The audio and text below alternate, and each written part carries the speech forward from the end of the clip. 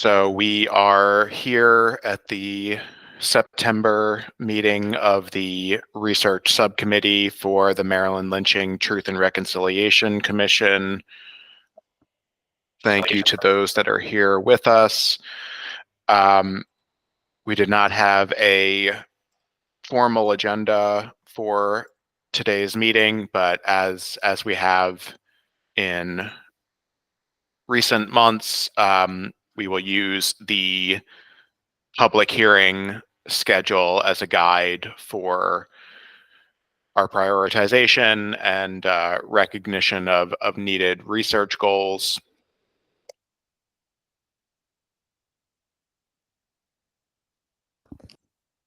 Excuse me. And so just looking at the schedule, we can use that as well as just any updates that particularly Brett and Donna from Heritage Associates may have, as well as information that other commissioners have been compiling. So Amy, I'll definitely look to you for some updates regarding hearing status and prioritization, especially for ones that I haven't been able to be a part of. So the first that we have upcoming on the schedule is October 5th for Montgomery County. And Brett, if you're able to mute just while I'm talking, because I'm hearing my voice reflect back to me. Not the most pleasant. Thank you. So October 5th for Montgomery County, and Montgomery County is a jurisdiction where there are 3 known racial terror lynchings that are being investigated.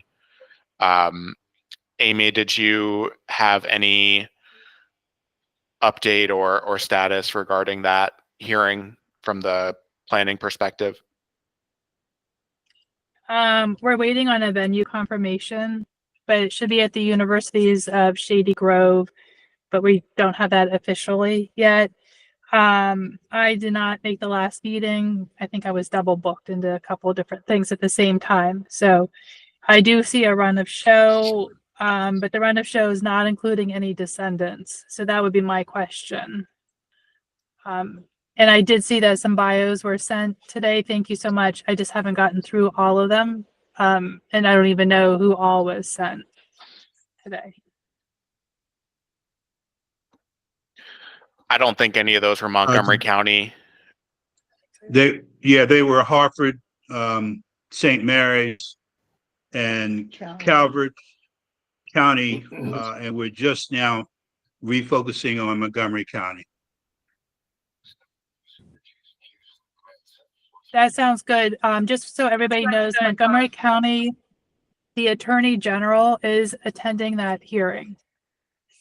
And so I do think that should be the priority right now, since there'll be an extra audience of dignitaries, almost the top of the top dignitary.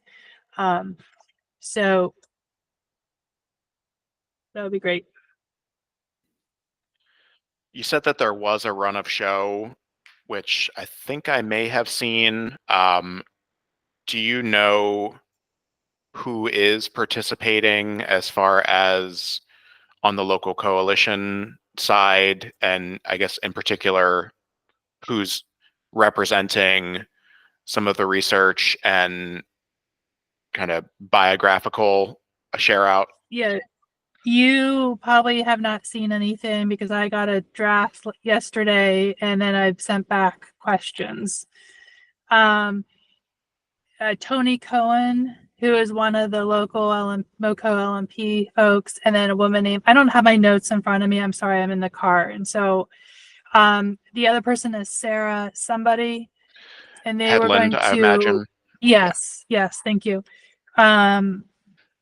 In the Run a Show draft, it says that they were going to act as moderators or facilitators. I'm not clear if that was just for the history piece or throughout. both have done research. And so I think the idea was that they were going to frame potentially the culture and feeling that was going on in the county at the times of the lynchings. And then the idea was to invite Cheryl LaRoche to come and do the history itself. I do not believe she has been asked. That is one of my questions. And then no descendants, but there was almost like an organization was listed under descendants. And so I have a question about that.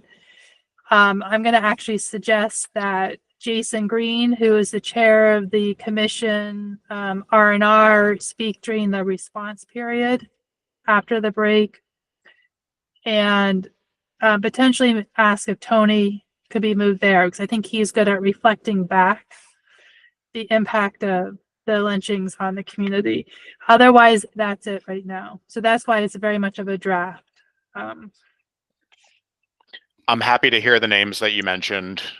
I have, continually acknowledged that Sarah Headland is the primary, developer of the research on the Montgomery County side. So I would be interested to know exactly what her role is. It does strike me as somewhat similar to Dean Herron and Frederick County, where, if anything, the commission would be kind of repurposing somebody else's work. So kind of if there's a willingness to center herself, within that, I certainly am open to that. And, I just am happy to hear that those individuals are involved. Tony as well, I know has been in it from the beginning and should really be a great asset to the program. Absolutely. And again, I don't know. I would imagine Tony's confirmed. I do not know if Sarah's confirmed.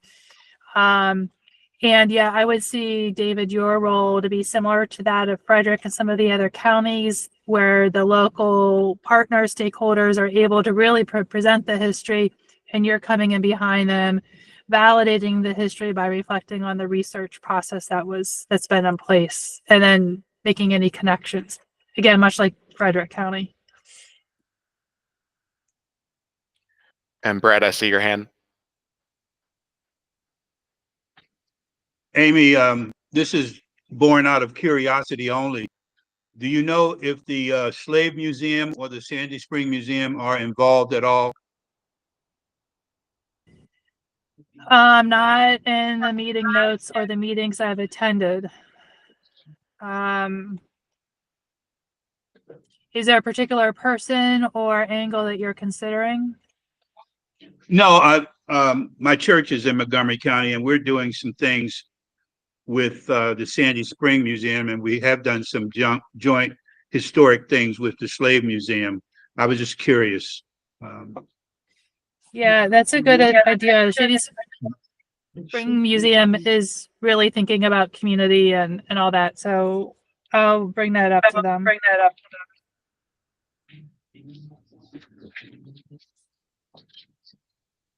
Gotta get this in case they. Thank you, Amy. And, I would think that, not to say that it's impossible, but it feels pretty ambitious to get on Dr. LaRoche's calendar at this point, if at all. So, I mean, I think that's a wonderful suggestion, but doesn't feel super likely. Yeah. I think she might live or be from Montgomery County, which was the connection.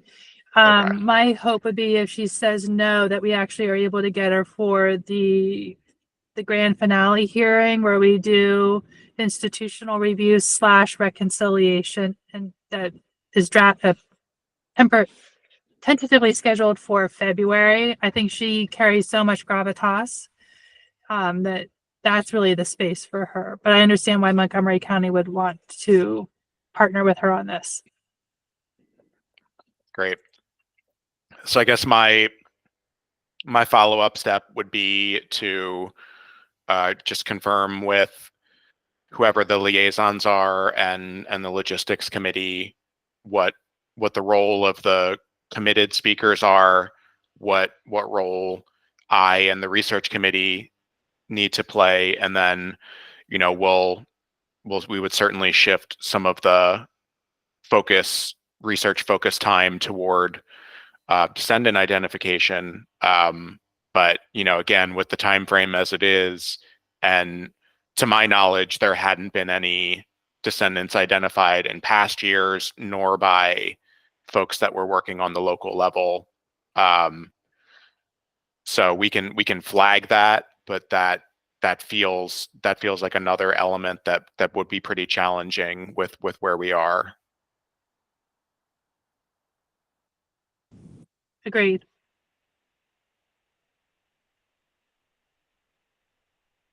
I do see Brett on the spreadsheet. This was actually from late 2023 that had the outreach and potential relatives listed. If you're familiar with the spread, this is a spreadsheet that you and Donna developed. There is somebody listed as a possible descendant of John Diggs Dorsey, and that it says reviewing her trees and exchanging info to see how he's related. So I don't know if that yielded anything, or that communication occurred or needed some support. My sheet right now. Yeah. David, as I recall, it did not yield anything.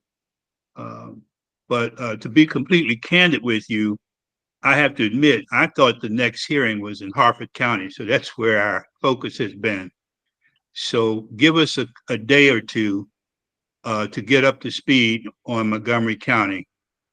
So just to be candid, we've been focusing on Harford, Kent, Calvert, and not realizing that Montgomery County was in October.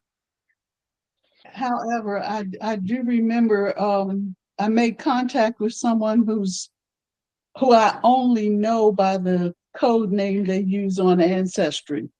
And my last note says that she would review her trees and get back with me so we can exchange information. And that has never happened. So I need to send her another message. Yeah, understood. That's exactly what I think we're looking at the same note. Yeah. Okay, thank you. So we'll follow up on that with Montgomery County, and certainly whatever comes out of the planning discussions as well. Excuse me, David. Amy would, for whatever we find in whatever form, would mid next week work for you in terms of meetings you have, preparatory meetings you have coming up? Yeah, I actually don't think there's a meeting scheduled between now and next week for Montgomery County, but there's a lot of activity happening. People are scrambling. Okay, thanks.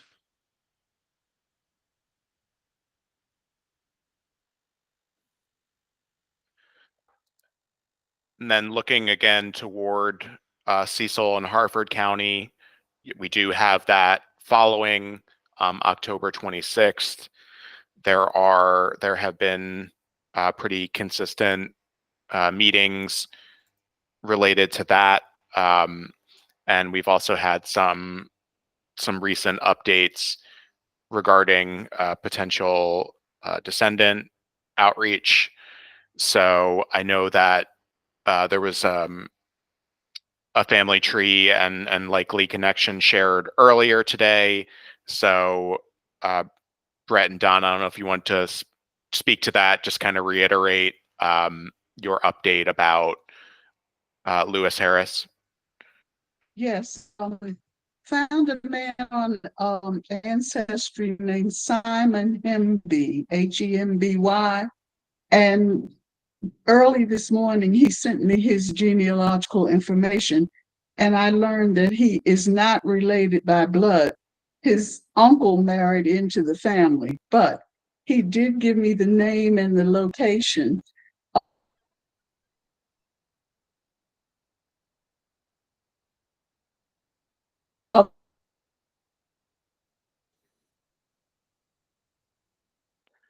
You're breaking up for me. I don't know if others are hearing that.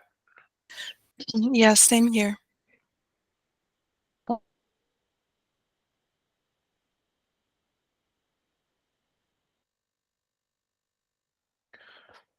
Donna, I think we lost you at his uncle married into the family.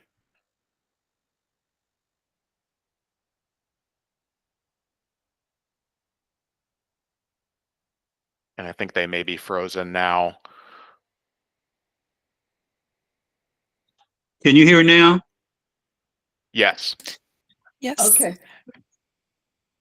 So I learned from Mr. Hemby that Lewis Harris has a great niece who's currently living in Florida. Her name is Sylvia Hemby.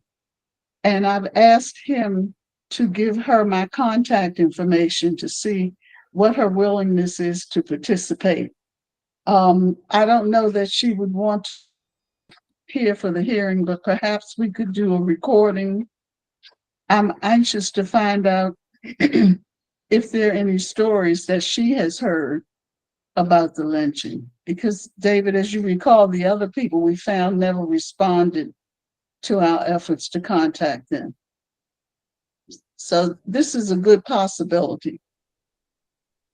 David, regarding Lewis Harris, would you consider resending or modifying and resending the letters to Miss Linda Ware Alsop, who we sent a letter to before, and she also has a daughter, Cynthia Alsop. And I just don't see a downside of inviting them or making them aware of what's coming up in the very near future. Can I you agree. remind of what that relationship was, if you have it? Great niece. Yeah.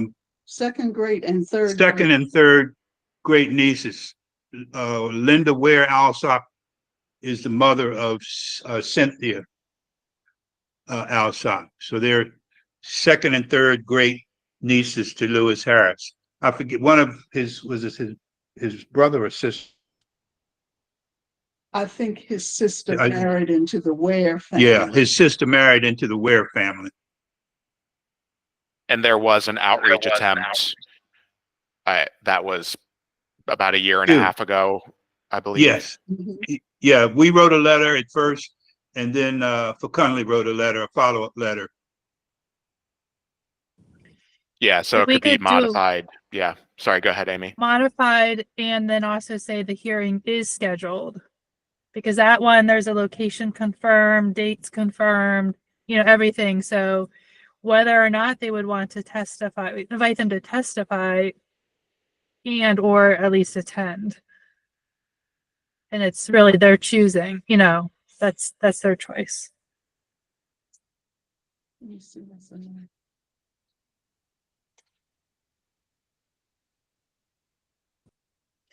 The other, I don't know if I can jump in here. Yeah, please. There's also the Getz family, and the Getz family was a Jewish family that was employing Lewis Harris's wife. And then she herself was arrested. They posted, Mrs. Getz posted bond or bail and got her out maybe after Lewis Harris's lynching. And so there's a descendant who has been informed about all of this, and Solomon Getz will probably testify.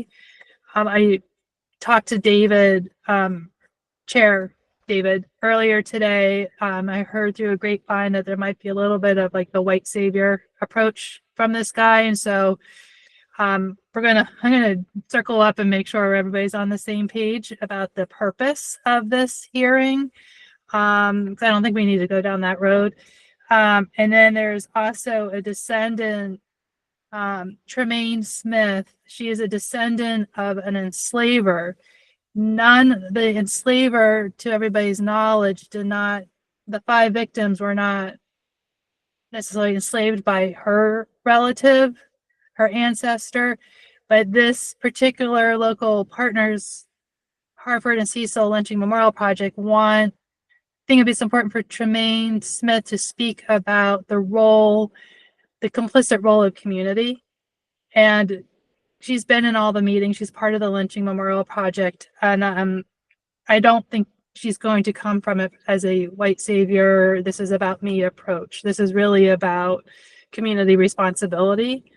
And again, I talked to Chair David about that earlier today, and he agreed to move forward. So while those are not victim or perpetrator descendants in the sense of the lynching, it's sort of around the story thereof. So we're sort of treading carefully and thoughtfully and just wanting to put that out there.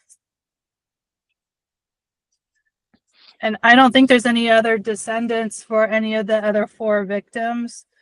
And so David, in this sense, again, this is what Chair David and I talked about, especially because. Can you hear me Go okay? ahead. Yep, go ahead. We haven't found any descendants.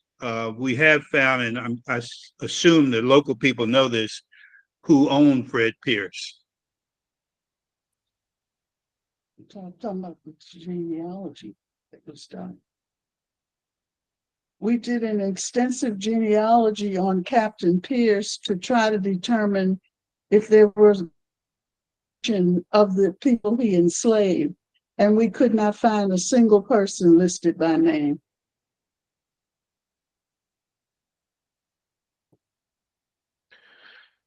Yeah, and I would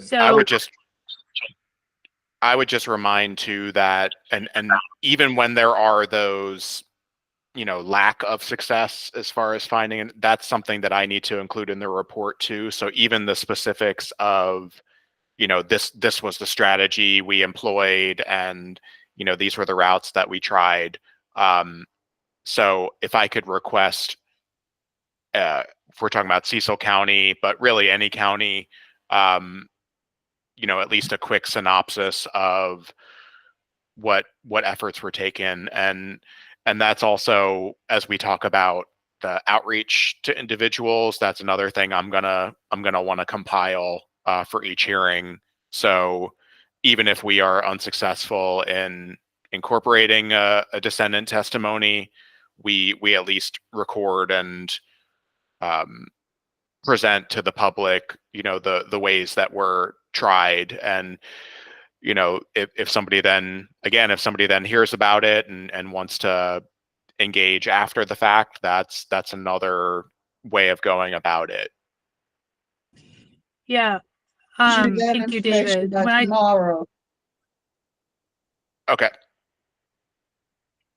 David, you'll have that. Donna's working on that right now. You'll have it tomorrow. Great. Thank you. Amy? Yeah, thank you. That's exactly right in line with what the chair and I were talking about this morning. In addition, the fact that there is sort of a silence around some of the lynchings, no known descendants, nobody, no research found, is in itself part of the story, and is really an important piece to really record into the testimony. So I like the fact that you also rested on the foundation that this is the research that was done and it yielded nothing. That's important to speak to.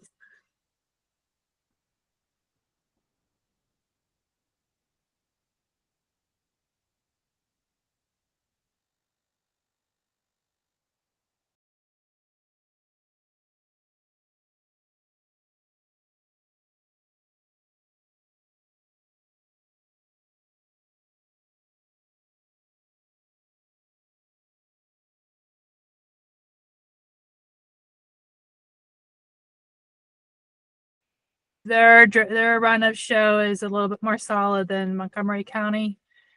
It's coming together nicely. And of course, Mike Dixon is going to have a role, and then Lisa, the other historian for Hartford County, is having a role. And then it sort of rolls out from there.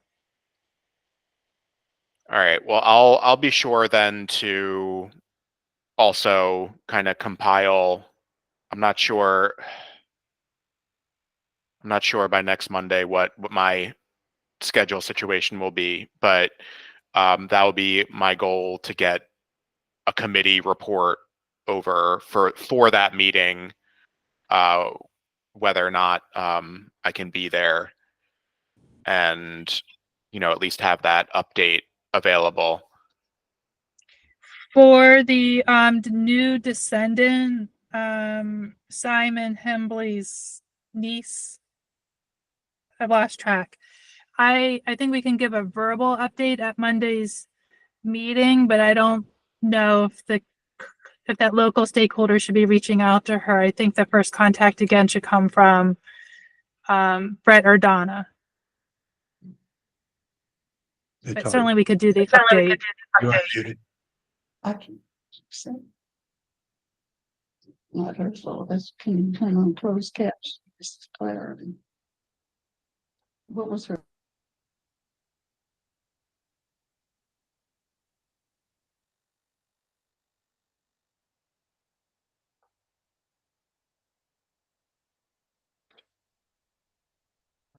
Did you get that, Brett and Donna? What was there? You're pursuing the Sylvia Hemby outreach. Yes. Right. Yeah, that's just what was being reiterated there. And then if then it gets to the point of some corroboration and evidence provided, then you can then circle back with us to, Right. if there's a more formal invite or a follow-up step. But we'll leave that initial outreach in your hands. Okay.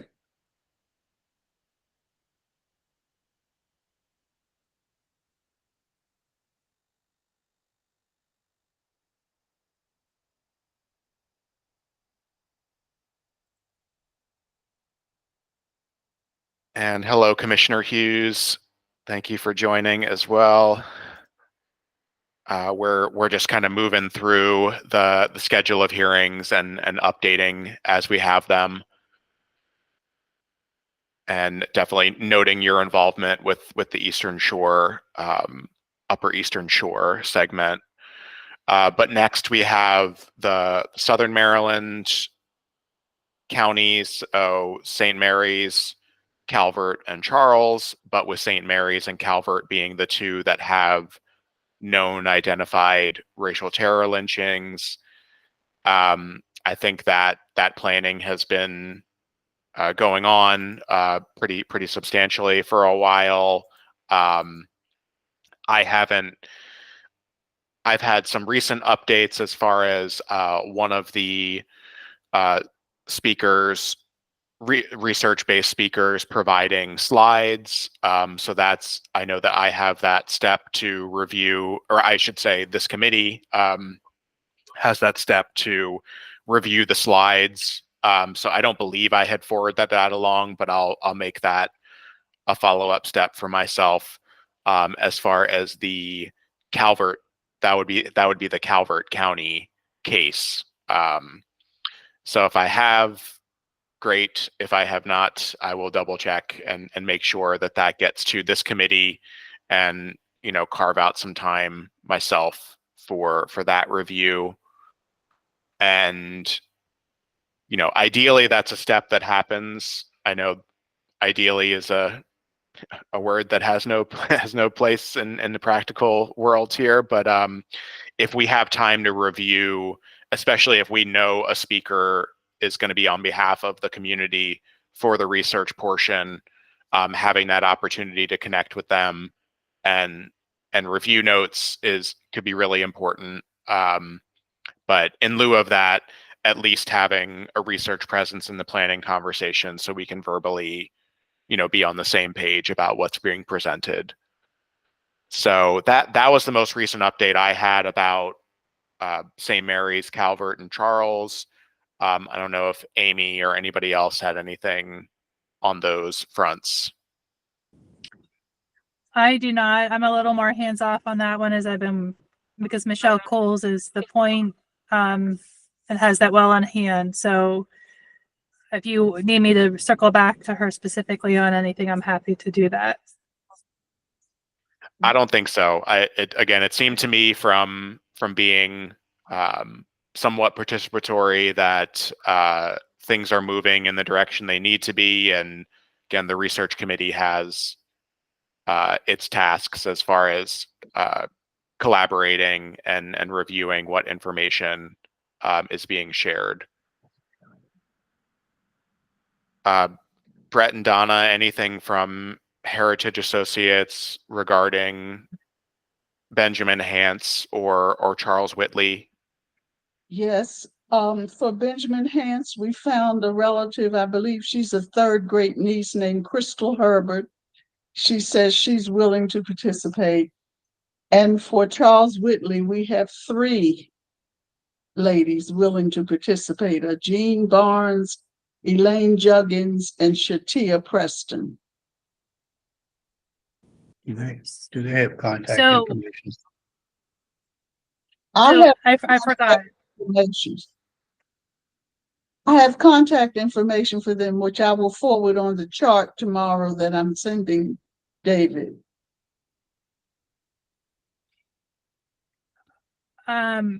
So what is a good process if Brett and Donna have confirmed with folks that they're willing, that they want to testify, then the Yes. official then the official invitation needs to come from the commission, correct? This is a question. I'm wording it poorly. Correct. Exactly. Yes. So then we would ask, that would come from Chair David. Yes. Yes. Okay. So I can act as once I get that, David, if you could forward that information, the contact information to me after you get it, I can then move it along. Yeah. And We I need would to let say the in addition to the names and kind of the status of the outreach, if there's a corroborative piece of source information, that, because I know we want to, obviously be confirmed of who people are. So whether that is the genealogical chart or whatever piece of information you and or the participating descendants honed in on, attaching that would be helpful as well. Certainly. Will Thank do. you. Thank you.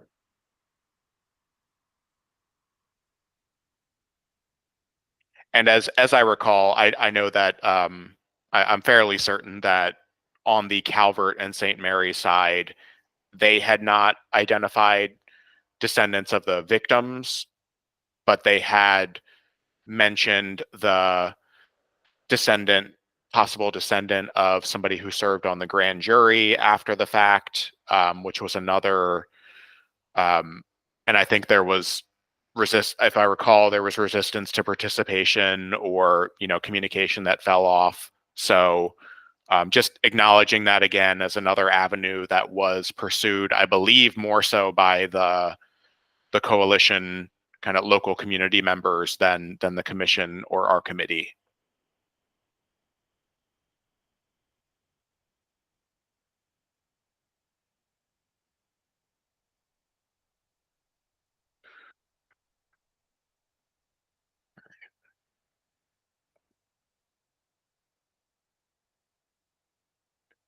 And the other part of this too, which I don't know, Amy, if we have anything more to speak on about it, but we should also mention that press releases are being prepared, at least templates of them, that are then being used to develop for each individual hearing. So another part of the kind of public outreach is gradually rolling out as well.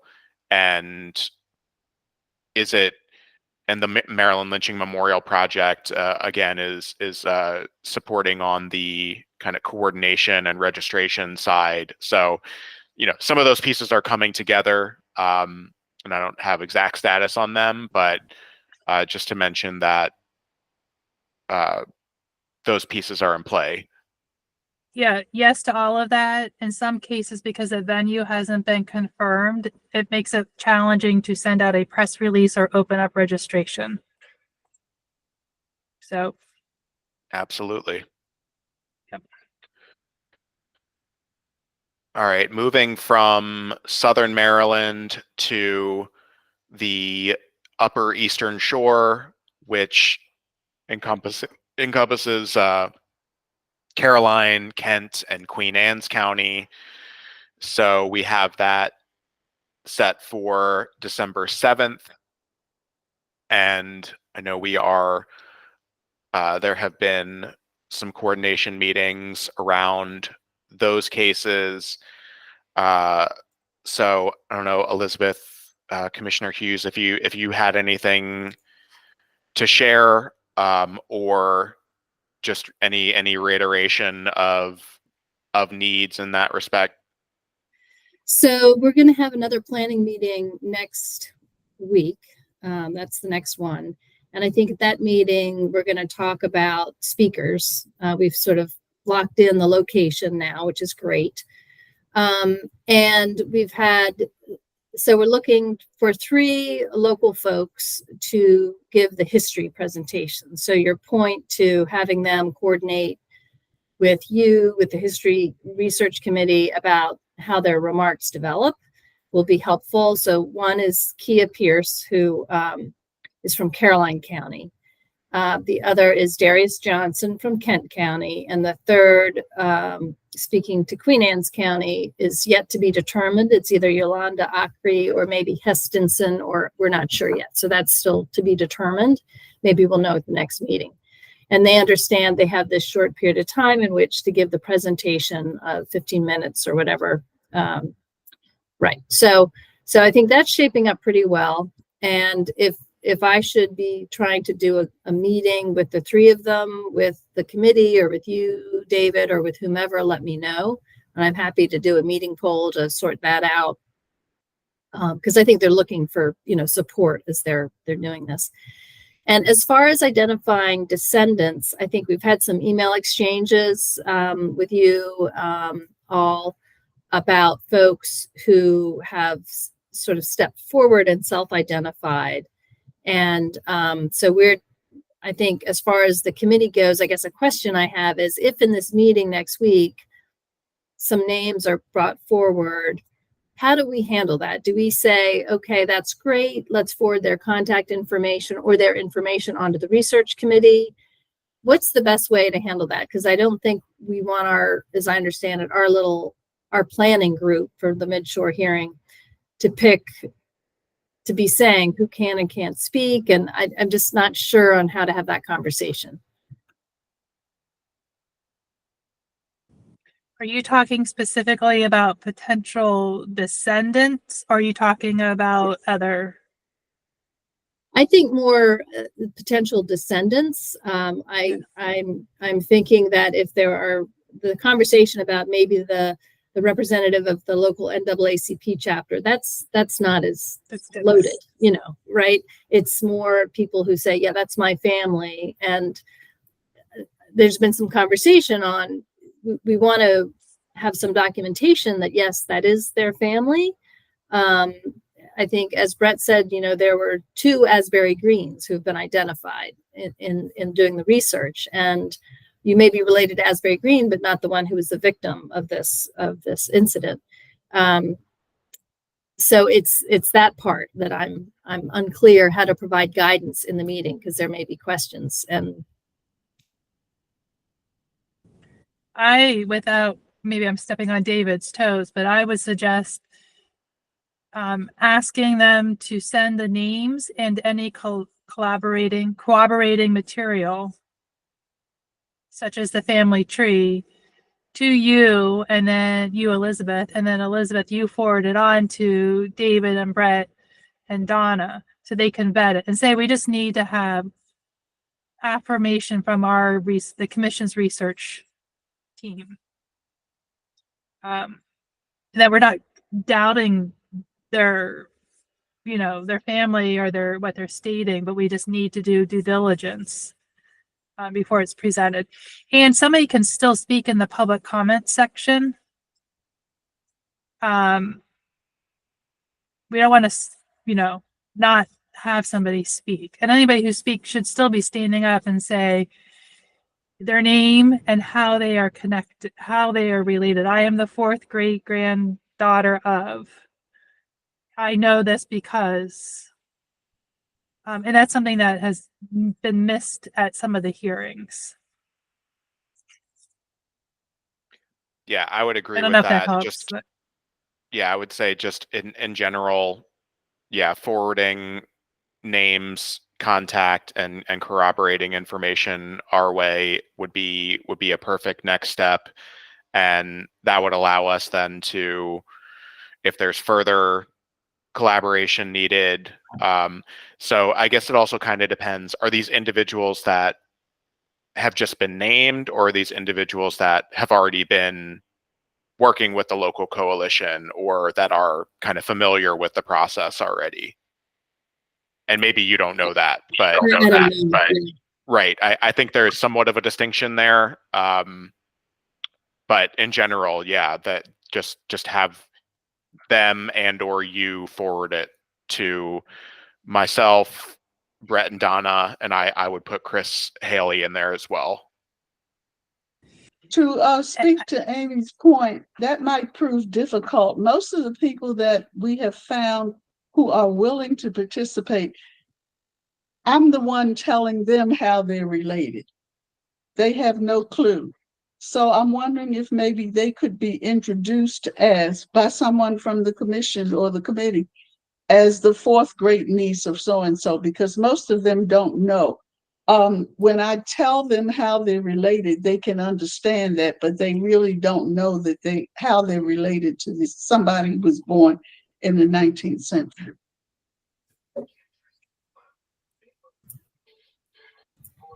I guess Yeah, I think I'm that makes sense. concerned. Oh, sorry. I'm concerned about one particular individual who is purporting to be a descendant of a victim. And, my understanding is that they haven't provided any evidence of that connection that's documented. But they will want to present themselves in that way, and they can certainly speak during the public comment period. But I don't know how we gracefully say, but during the section of when descendants introducing themselves, we're not going to put you in that spot. So maybe that problem won't come to pass, but it's on my mind a little. yeah, if you have the name now, maybe no, I don't want you to say it since we're being recorded. Maybe go ahead and forward that name to Dave, Chris, Donna, and Brett, so they can at least, amongst all the other stuff we're asking of them, they can maybe take a peek at the family tree. And yeah, I mean, it's a sticky situation, Elizabeth. I agree. To that point, Ray, can I ask you a question? I had given a name some time ago of a woman named Tanya Brown, who said she was related to Asbury Queen, sent some documentation in terms of a news report that was done on Maryland's Eastern Shore. Were you able to be in communication with Tanya and confirm that? We're in communication and by email, and that's one of our steps, is to follow up with a phone call. So that's something that we're working on right now. That's not the other. So there are multiple individuals who have these connections to Asbury Green, but that's one that we are definitely working on. So thank you for facilitating that. And she shared some other names of family members that could be helpful in developing that connection. But I believe the individual, we're all, I think several of us are aware of a community member that needs further follow-up as well. So I would also agree it's a challenging, tricky one. We've had email discussion about it, and yeah, I think it's just I do have concerns because I think that individual is going to want to participate one way or the other, and it's probably something that we should, perhaps coming from me, that's a pointed, the pointed question about what the relationship is and how that can be explained, or else, that's just our requirement as a commission is to know how somebody is connected and have some level of documentation. And if for some reason that documentation is not David, forthcoming, what is, presumably what was said earlier by Elizabeth or Amy, that the person still could speak in public comments, but it would be, without necessarily the commission saying, if the person got up to speak, that we've been able to document that they're related to the individual, but it wouldn't prohibit that person from speaking. Do I understand that correctly? Okay. Yes. Right. I think the descendant testimony section is for those descendants who we have been able to confirm through the accepted research methods of the day. There are people who may even show up or contact us 24 hours before the hearing and say they're a descendant. That may be 100% legitimate, but there's no time to do that research. But we do. It's not our responsibility. We're not in the place of position to say you cannot speak. So maybe in the public comment section for those hearings that we know this might be a situation, that can actually be described or defined. That we have there are additional folks have come forward stating that their descendants, the due diligence of research as described previously was not, is ongoing. We still would like to hear from you. do you think it would be?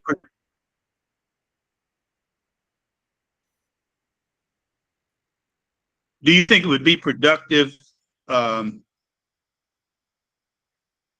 People are claiming relationship, that if you told them, without mentioning our names, if you told them that the commission has resources that can help you to document your relationship. For example, the gentleman that Elizabeth mentioned, who has been forthcoming, research can be tedious and off-putting, as you all know. So I would suggest just an offer to help prove the relationship might.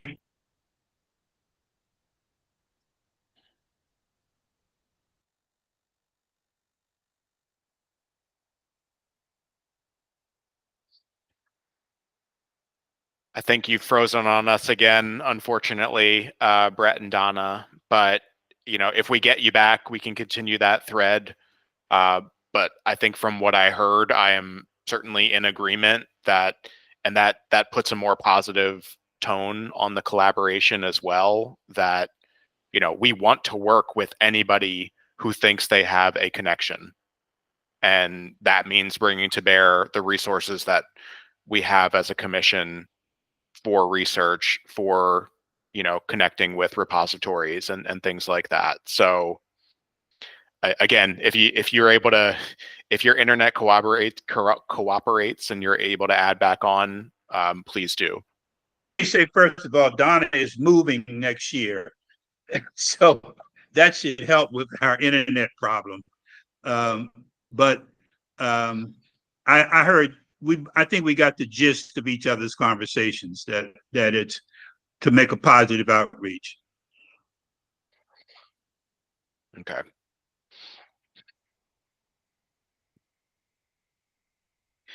And just to reiterate as well, the individual that Commissioner Snowden mentioned, I have that on my list, I believe. I can't remember where we left it between Heritage Associates and I, but we can confirm who is reaching out and the format but she did provide a phone number.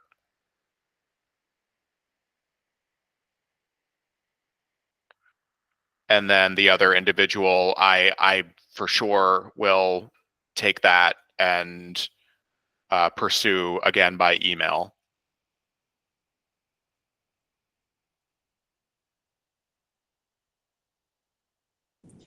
I apologize, but I need to get off in about 4 minutes. Yes, and we will wrap at 4. I was planning to, just kind of looking at the time. I think it's best to kind of put a pause there as far as looking too far forward with the hearing, since we have plenty on our plate for 2024.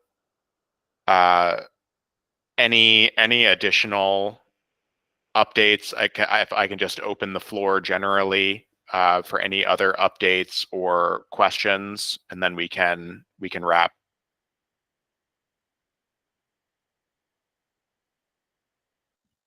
Go ahead.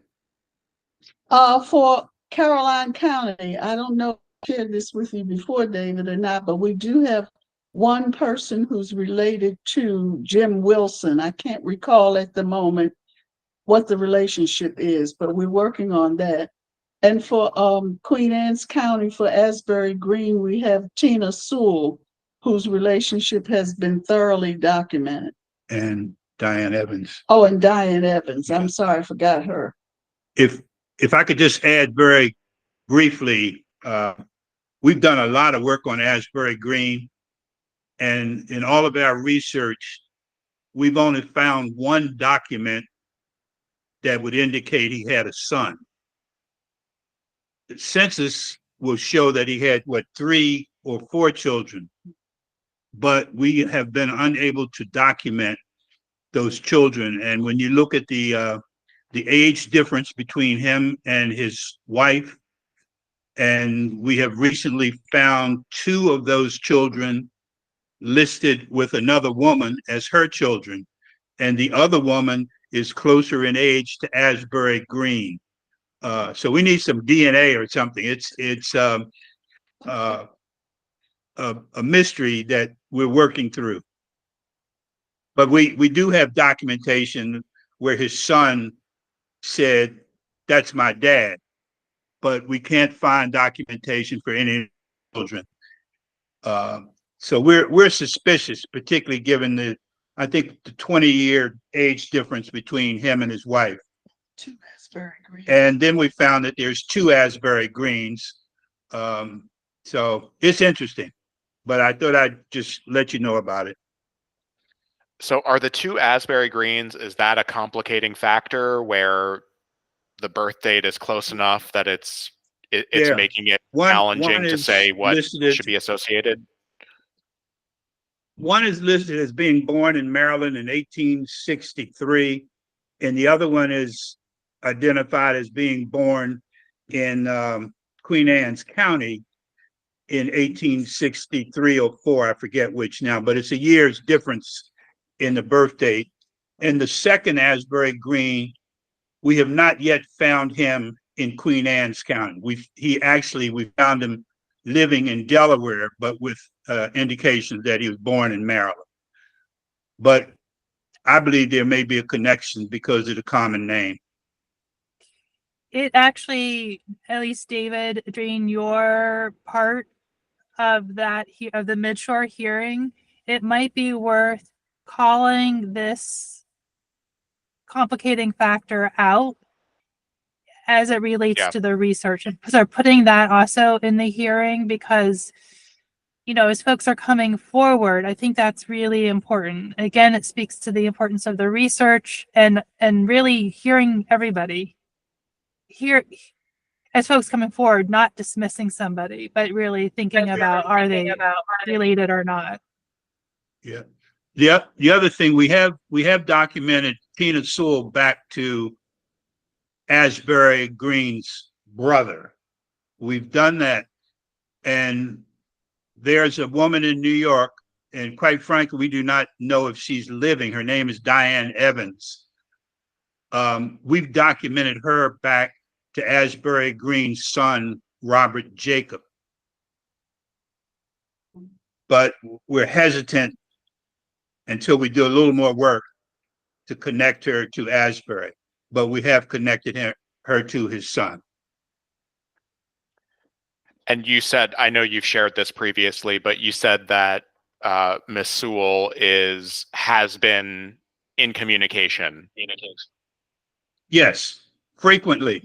She's anxious. Okay. Well, we will reiterate that via Commissioner Hughes to the coalition. So, similarly to